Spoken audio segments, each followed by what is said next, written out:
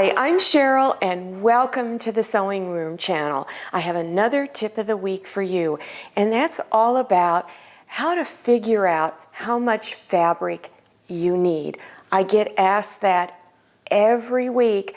Someone's taking on a project that's rather large, they're a little lost, they're not quite sure how to get the amount of fabric that they need. So what I'm going to do is I'm going to go over what's on a typical bolt of fabric, and then what the typical width of that fabric is. So let's look at my little diagram here. And that's where I've got a piece of fabric that's folded like it is when you purchase it off of the bolt. So here is the folded edge, and when it's folded, it has the selvage edges together. And I've put little marks here, what a quarter yard is, or excuse me, what an eighth of a yard is, all the way up to 1 yard. So every so many inches, it's going to go up into a certain amount of yardage that you need. Now, some stores will sell their fabric by the inch. So if you need something that's in between an eighth of a yard and a quarter of a yard, you can still buy it by the inch. So if you're making something, let's say, I'm just going to throw numbers out. Let's say it's 10 to 12 inches wide, and a typical width of fabric, especially quilting fabric, is 42, maybe 44 inches wide. Other fabrics, like your drapery fabrics, upholstery fabrics, can be 50 and 60 inches wide. So let's say you want a piece of fabric, you want to cut a piece of fabric that's going to be maybe 9-10 inches wide. So you would lay it here and go, oh, okay, I only need about a quarter of a yard or a little over a quarter of a yard. But if you need it longer than the 42-inch width that this particular piece of fabric is, it's not going to work. So a suggestion is that you could get double the width. In other words, you would go over and cut a second piece, then stitch those pieces together. But maybe whatever you're making is you don't want a seam in the middle of it.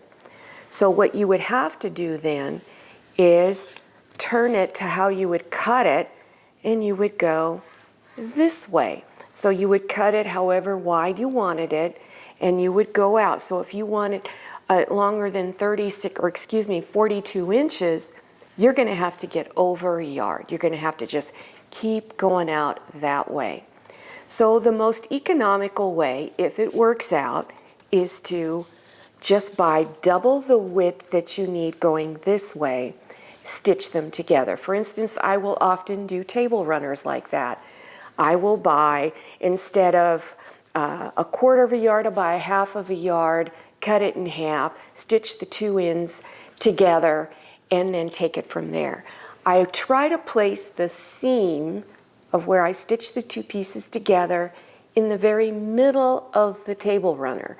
So I will calculate how much to cut off if I'm making it shorter, is that I will cut it off from the center point, measuring out from the center point, and then cutting it off. Now let's suppose you want to make draperies. That was a question I had recently. Most drapery fabric is 50 inches wide. Now sometimes I will use Joann's Home Essentials line of decorator fabric to make some small drapes. But my windows are really tall, maybe not very wide, but they're really tall. I would need, on average, 3.5 yards. There's only 10 yards on the Home Essentials line of fabric. So if I'm going to make, let's say, cover 3 windows, I will not be able to get all of that fabric on one bolt. I will have to buy 7 yards off of one bolt, go find another bolt, and hopefully they have it, and cut the additional 3.5 yards off. So you have to map it out. Draw a picture where you want your seams to be, how much you're going to need for that cut. So when you go to the fabric store, you don't cut yourself too short on some pieces and then maybe not enough on others. The best thing to do is measure 2 or 3 times before you actually cut your fabric, because you don't want to waste. It can be a really expensive mistake. One other tip I have for you: when someone asks me how much fabric do I need, let's say you're going to make a big quilt for your bed. You want to cover the whole bed. And they start asking me how much fabric they need. That's a clue to me that they've not sewn very much. They're very new at sewing. So my advice to you is, if you're trying to tackle a project that's way beyond your experience, tackle something smaller. Maybe make a little baby quilt first, or a little lap quilt, before you venture into a king-size bed quilt. Also remember, do you want the bed cover to cover just the top mattress along the side, or do you want it to cover the box spring also? So sometimes I don't have that information, so you need to figure out how much you want it to cover. Do you want it to go all the way over to the floor on both sides, or do you want it just to cover the sides of the top mattress?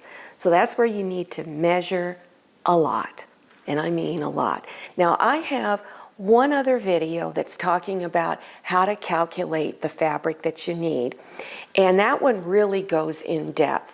So why don't you check for that link below your YouTube screen for that video link, because I give you a lot of suggestions on where you can get more information on bed covers. Well, I hope that this video was helpful to you, because it is a very common question for me. Now, make sure you follow me on Instagram and check out my Facebook page. And oh, by the way, if you're interested in other beginner sewing projects, check below your YouTube screen for those additional links. Well, thank you so much for watching. I'm so glad you came to my sewing room. I'll see you next time, and happy sewing. I hope you enjoyed this video. If you did, please click on the thumbs up button. Don't forget to click on share to share this video with your friends. If you haven't subscribed yet, click on that red subscribe button down there in the lower right-hand corner of your screen. Don't forget to click on the bell. I'm Cheryl, and this is a lot of mayonnaise.